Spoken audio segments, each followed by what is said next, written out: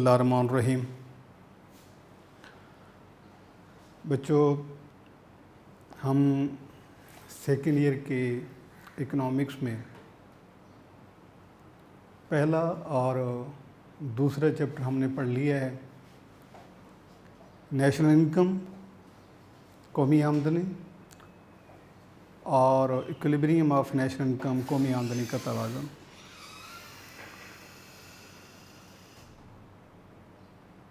Lecture शुरू करने से पहले आप बच्चों को हम कोशिश करते हैं कि आपको कोई ऐसा मोरल लेसन कुछ ना कुछ आपको बता दिया जाए।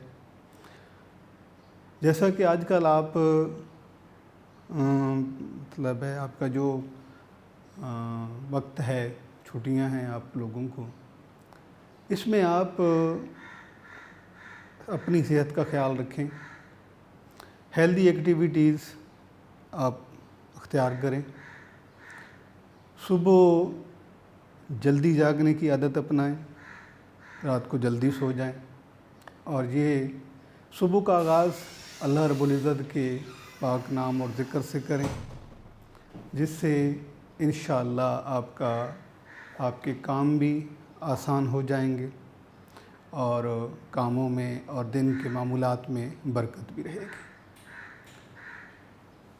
जो काम उस बाबरकत ज़ात के नाम से और ज़िक्र से शुरू किया जाता है, उसमें रहमत और बरकत ही होती है।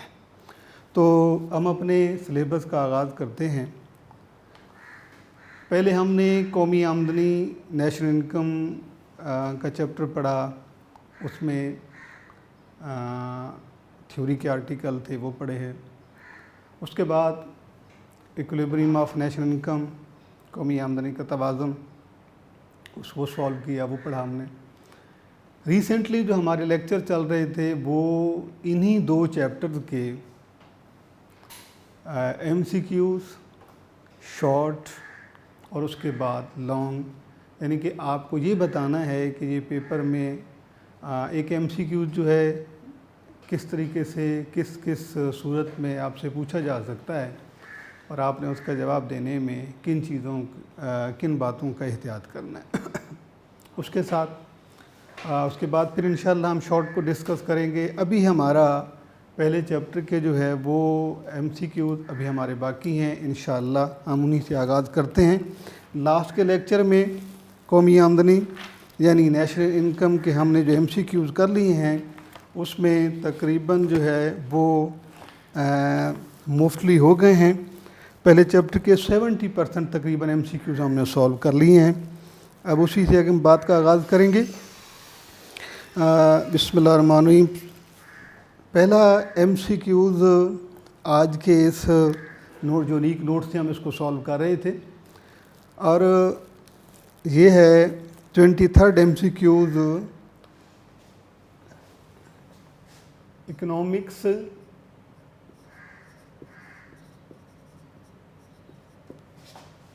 पार्ट 2।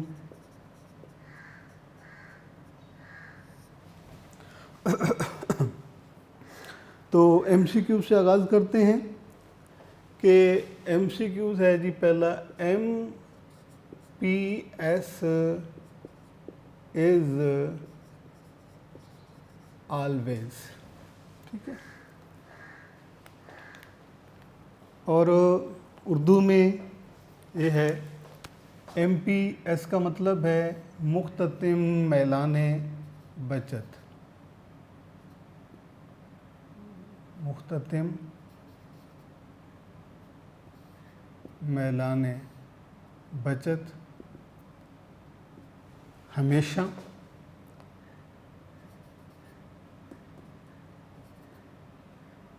होता है।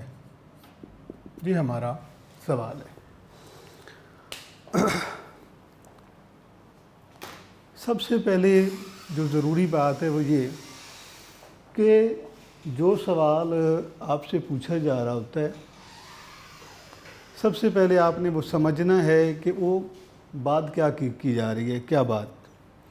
सवाल है MPS marginal propensity to save, मुख्ततिम मैलान बचत। और ये बात आप पहले आपको थ्योरी में भी आपको पढ़ाई जा चुकी है, आप इसको पढ़ चुके हैं कि ये क्या होती है। अब हम इसके ऑप्शन पढ़ने से पहले हम ये देखेंगे कि इसमें ये है क्या, इसकी डेफिनेशन क्या होती है, इसका फार्मूला क्या होता है। या उससे पहले बेहतर है कि हम इसकी एक दफ़ा ऑप्शन देख ही लेते हैं। MPS is always less than 1, इकाई से कम होता है, ग्रेटर देन 1 इकाई से ज़्यादा होता है, 0 सिफर होता है और नेगेटिव माइनस होता है। ये ऑप्शन अपनी जगह पे। हम पहले इसे देखते हैं कि MPS है क्या। उर्दू में हम इसे कह रहे हैं मुख्ततिम मैलान बचत। अब इसकी डेफिनेशन ये है कि ratio between change in saving and change in income, ये इसकी डेफिनेशन है। कि MPS उर्दू में आप, बल्कि आप पहले इंग्लिश में लिख लें आप इसे, MPS जो है ये है जी चेंज इन इनकम। ये change in saving delta S और change in income delta Y। इसका मतलब ये है कि MPS is equal to delta S over delta Y। ये है। उर्दू में हम इसकी तारीफ़ ये लिखते हैं कि मुख्ततिम मैलान बचत से मुराद आमदनी में तब्दीली और बचत में तब्दीली के माबैन निस्बत के मुख्ततिम मैलान बचत जो है ये ऐसे बनता है मुख्ततिम, जब आप इसे फॉर्मूले की शक्ल में लिखते हैं तो ये बन जाता है बचत में तब्दीली बटे आमदनी में तब्दीली। ये तो हो गई इसकी डेफिनेशन।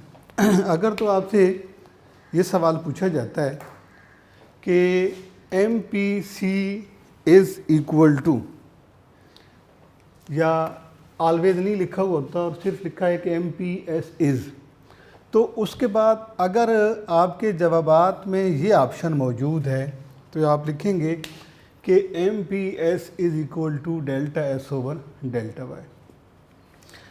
अच्छा, इसके बाद दूसरी इसकी प्रॉपर्टी ये है कि MPS जो है ये हमेशा लेस देन 1 होता है।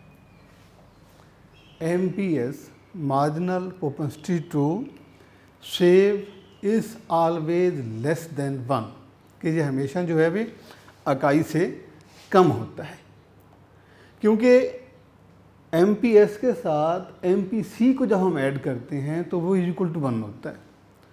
तो इसमें अगर आप देखेंगे तो इंडिविजुअली MPS जो है ये लेस देन 1 है।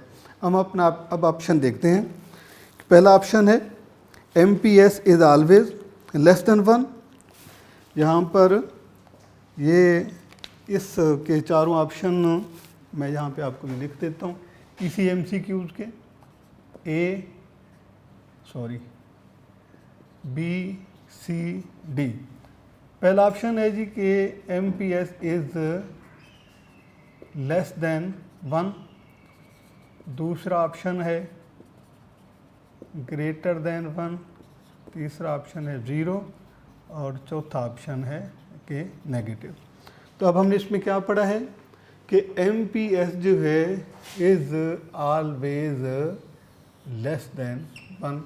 तो आपका राइट वन ऑप्शन जो इसमें है वो है MPS इज़ लेस देन 1, कि ये इकाई से कम होता है। तो इसमें MCQs को इतनी हर ऑप्शन से सॉल्व करने का मकसद ये होता है कि क्योंकि इसमें से आपके कई सवालात बनते हैं। जैसे कि आप ये पढ़ाते हुए आप अगर मैं इसको सॉल्व कर देता हूँ कि MPS इज़ लेस देन 1, तो आपका एक सवाल तो ये बनता है कि ये MPS जो है ये किसका एब्रीविएशन है, यानी किससे क्या बनता है।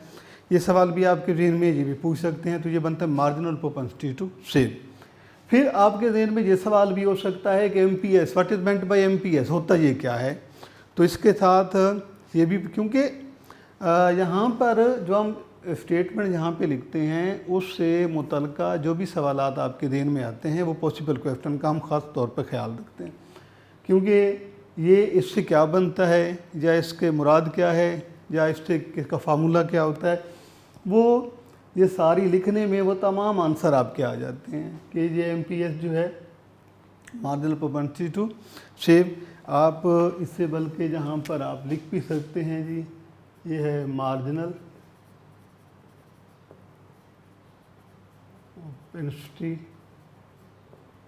टू सेव, ये बनता है MPS। ये हो गया। दूसरा फार्मूला इसका क्या होता है, और तीसरा जो है ये कि ये इसकी नेचर या इसकी मेजरमेंट क्या होती है, तो ये लेस देन 1 होता है। तो ये सारे एक ही MCQs में ये जितने भी इससे मुतल्लिका सवालात होते हैं या आपके जहन में सवालात हो सकते हैं वो इसके बारे में आपको यहाँ पर बता दिया जाता है। उसके बाद बेटे नेक्स्ट MCQs है कि डायरेक्ट टैक्सेस आर इंक्लूडेड। ये यूज़ है direct taxes are included. Direct taxes are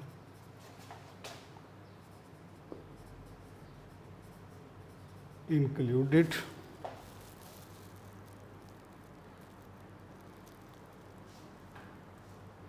in। ये आपका ये क्वेश्चन है MCQ आपके लिए। अब इसमें अगर हम ऑप्शन देखें तो इसमें लिखा हुआ है कि ये ऑप्शन है डोमेस्टिक प्रोडक्ट यानी मुल्की पैदावार, पर्सनल इनकम शख्सी आमदनी ज़ाती आमदनी, इनकम फ्राम अब्रॉड बैरूनी ज़राए से हासिल करदा आमदनी या बैरूनी आमदनी, और डी ऑप्शन है GNP ग्रास नेशनल प्रोडक्ट। अब ये हम इसको सॉल्व करेंगे, इसमें कौन कौन से और इसमें सवालात जो है वो बन सकते हैं। इसमें ये होगा कि आप कैसे MCQs पढ़ने के साथ साथ एक तो MCQs आप हर अभी से देख लेंगे, दूसरी बात ये है कि आप इसमें जो सवालात आते हैं वो। अब इसमें सबसे पहले हम इस पहली बात तो ये है कि हम बात करेंगे कि ये टैक्स क्या है, ठीक है जी। उसके बाद अगली बात देखेंगे डायरेक्ट टैक्स। टैक्स बेसिकली वो अमाउंट होती है, वो कंपलसरी पेमेंट होती है जो कि किसी मुल्क की आवाम हुकूमत को डिपॉज़िट करवाते हैं, उसको शेयर करते हैं, जमा करवाते हैं, ताकि गवर्नमेंट जो है अपने मामलात को चलाने के लिए उसे चूँकि फ़ाइनेंस की ज़रूरत होती है, तो गवर्नमेंट जो है वो टैक्सों के ज़रिए ये वो अमाउंट होती है जिससे पब्लिक रेवेन्यू जो है वो जनरेट किया जाता है। तो ये टैक्स। अब टैक्सों की अगर हम टाइप्स के बारे में बात करते हैं तो डायरेक्ट टैक्स है, इनडायरेक्ट टैक्स है, प्रोग्रेसिव टैक्स है, प्रोपोर्शनल टैक्स है, GST income tax, property tax. तो हम यहाँ पर टैक्स दो टैक्सों की बात करेंगे। एक हम यानी कि फ़िलहाल हम इसको एक बात करेंगे हम कि डायरेक्ट टैक्स और दूसरा इनडायरेक्ट टैक्स।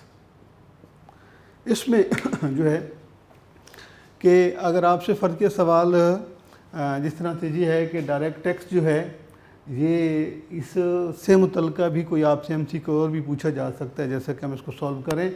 पहला है डायरेक्ट टैक्स। तो डायरेक्ट टैक्स वो होता है कि जिसका बर्डन ट्रांसफ़र नहीं हो सकता, ठीक है जी। इसमें ये नॉन ट्रांसफरेबल होता है, इसका बर्डन किसी दूसरे को ट्रांसफ़र नहीं किया जा सकता। जिस शख्स पे ये टैक्स लगाया जाता है उसी ने इसे अदा करना होता है। इसको कहा जाता है बराह रास्त टैक्स, बराह रास्त टैक्स, यानी जो जिस शख्स पे लगता है वही उसे अदा करता है। दूसरा ये है, और ये है बिलवास्ता टैक्स। तो ये वो टैक्स होता है जो ट्रांसफ़र होता है, मसलन कैसे कि ये इनडायरेक्ट हो जाता है। ये टैक्स गवर्नमेंट जो है मोस्टली फर्म पे लगाती है और फर्म वाले प्राइस में ऐड करके उसे जो है वो ट्रांसफ़र कर देते हैं आवाम को, कंज्यूमर को कर देते हैं जो चीज़ को डिमांड कर रहे होते हैं, तो प्राइस में ऐड हो जाता है। अब ये जो टैक्स है, चलिए इसकी तो हम बात करेंगे। सवाल हमारे पास फ़िलहाल आ रहा है कि डायरेक्ट टैक्स, ये जो डायरेक्ट टैक्स होते हैं जो हर शख्स पे लगाए जाते हैं और उसी ने उसे अदा करना होता है, उनका वो बर्डन किसी दूसरे शख्स को ट्रांसफ़र नहीं किया जा सकता। तो इससे क्या मुराद ली जाती है, पहले हम ये सवाल करते हैं। तो ये है कि ये जो 4 तरह की हमें प्रोडक्ट दी हुई हैं, एक डोमेस्टिक प्रोडक्ट दी है, पर्सनल इनकम है, इनकम फ्रॉम अब्रॉड है और जीएनपी है। तो अब हमने ये देखना है कि ये जो डायरेक्ट टैक्स हैं ये किस में शामिल होते हैं, यानी कि डोमेस्टिक प्रोडक्ट में होते हैं, पर्सनल इनकम में होते हैं, या income from abroad foreign income में होते हैं, या जीएनपी ग्रॉस नेशनल प्रोडक्ट खाम मुल्की पैदावार। तो अगर हम पर्सनल इनकम को इसमें से, चूँकि जो हमें ऑप्शन नज़र आ रहा है वो आ रहा है पर्सनल का। अब ये जो पर्सनल इनकम है ये डायरेक्ट टैक्सेस बेसिकली हमारी जो है ये पर्सनल इनकम का हिस्सा होते हैं, यानी कि ये पर्सनल इनकम में ये शामिल होते हैं। Direct taxes are included in personal income. और इस पर्सनल इनकम से जब हम डिस्पोजेबल पर्सनल इनकम बनाते हैं तो फिर हम इन्हीं डायरेक्ट टैक्सेस को उसमें से निकाल देते हैं, माइनस कर देते हैं। तो आपने उर्दू में भी आप इसका ये एमसीक्यू यूँ बनेगा कि बराह रास्त टैक्स, बराह रास्त टैक्स शामिल होते हैं। तो आंसर इसका आपने लिखना है कि ये शख्सी आमदनी में शामिल होते हैं, कि बराह रास्त टैक्सेस, बराह रास्त टैक्स शामिल होते हैं। अगर उर्दू में इसके ऑप्शन देखें तो पहला ऑप्शन बनेगा मुल्की पैदावार, दूसरा बी है पर्सनल इनकम शख्सी आमदनी या ज़ाती आमदनी, तीसरा इनकम फ्रॉम अब्रॉड बैरूनी ज़राइज़ की आमदनी, और जीएनपी ग्रॉस नेशनल प्रोडक्ट खाम या मुरक्कब कौमी पैदावार। तो ये बराह रास्त टैक्स जो है वो शख्सी आमदनी में शामिल होते हैं। तो ये आपका आंसर है। इसमें आपने टैक्स की डेफिनेशन भी आपको पता चल जाएगी, डायरेक्ट टैक्स क्या है, इनडायरेक्ट टैक्स क्या है।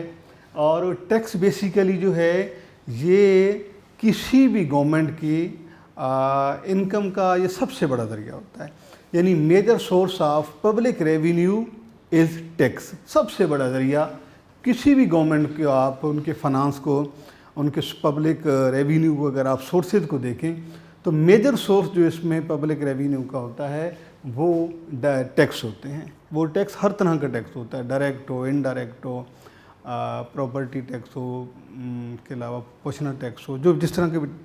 तो major source of public revenue is tax. इसके बाद नेक्स्ट एमसीक्यूज है, consumption function is written as. CQs है कि कंजम्पशन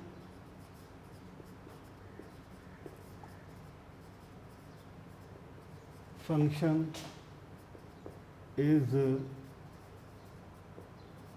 रिटर्न एज मतलब ये है कि तफ़ाइल सर्फ को लिखा जाता है, ठीक है, तफ़ाइल सर्फ को लिखा जाता है। तो पहले हम बुनियादी तौर पर तफ़ाइल सर्फ की बात कर लेते हैं कि तफ़ाइल सर्फ है क्या।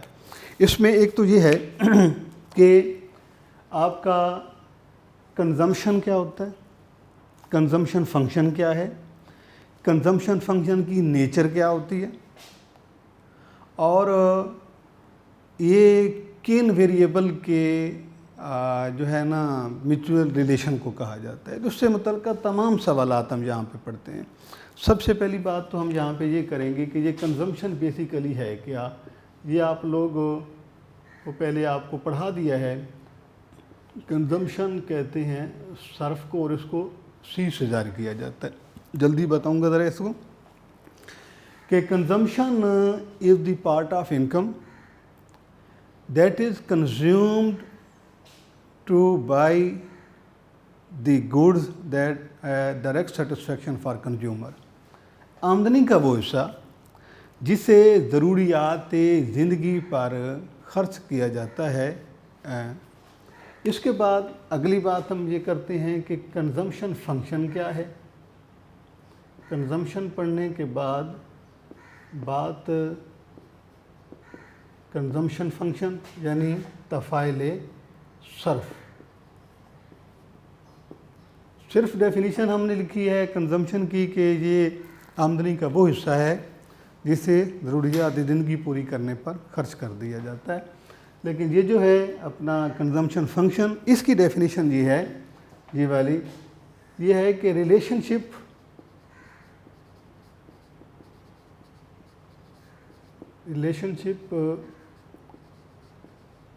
between consumption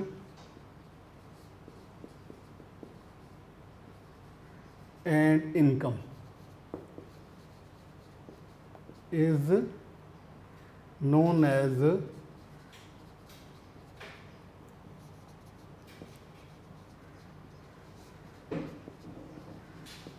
consumption function। कि रिलेशनशिप बिटवीन किन दो के दरमियान रिलेशनशिप है, इस कंजम्पशन सी और income Y. Relationship between income and consumption is known as consumption function. अब ये जो इन दो के दरमियान जो रिलेशनशिप है उसे हम नाम दे रहे हैं कंजम्पशन फंक्शन का। और कंजम्पशन फंक्शन को यूँ लिखा जाता है C is the function of Y. इसका मतलब ये है कि इसमें अगर हम उस पर गौर करें ना तो आप देख रहे हैं कि ये जो कंजम्पशन है ये इनकम पे डिपेंड करता है। अब यहाँ जब हम इसको लिखते हैं फंक्शन फॉर्म में तो राइट पे इंडिपेंडेंट वेरिएबल आता है और इस पे इंडिपेंडेंट वेरिएबल जो है वो इनकम है, सी जो है ये कंजम्पशन। अब इसमें एक तो आपने ये पढ़ लिया कि ये कंजम्पशन क्या है, एक सवाल आपका ये भी आपने पढ़ लिया। दूसरा कंजम्पशन फंक्शन किसे कहते हैं इसकी डेफिनेशन भी हो गई। इसको लिखा कैसे जाता है ये है। अच्छा, चौथा जो पॉइंट आपने पढ़े इनके दरमियान रिलेशन क्या होता है, वो होता है जी पॉजिटिव। चलिए चार बात।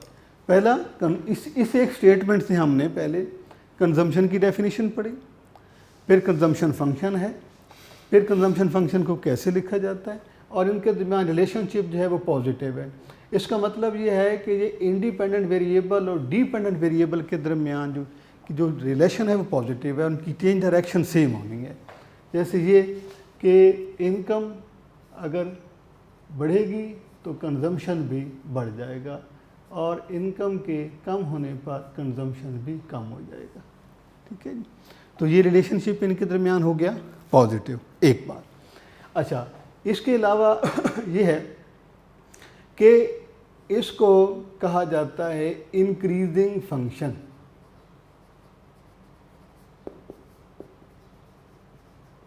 इंक्रीजिंग फंक्शन यानी तकसीरी तफ़ाइल। अब इस एक स्टेटमेंट से मुतल्लिका आपके पास इनमें से जो भी मतलब है आपसे एमसीक्यू आपसे पूछा जाता है तो आप उसका जवाब दे सकते हैं। मसलन ये देखिए, एक तो एमसीक्यू आपसे ये पूछा जा सकता है कि कंजम्पशन इज़ डिनोटेड बाय, तो आपके सामने ये आंसर है सी।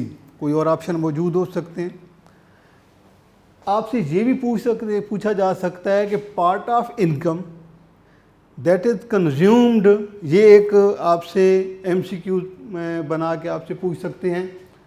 तो उसमें आप यानी कि आपको स्टेटमेंट दे दी जाए कि part of income that is consumed to for the satisfaction of human demand, उसमें ऑप्शन में आपको इनकम, सेविंग, इन्वेस्टमेंट, कंजम्पशन, तो आपका ये होगा। दो एमसीक्यूज आपके हो गए। एक एमसीक्यू तो आपका ये हो गया जो मैंने अभी आपको बताया है कि consumption is denoted by C.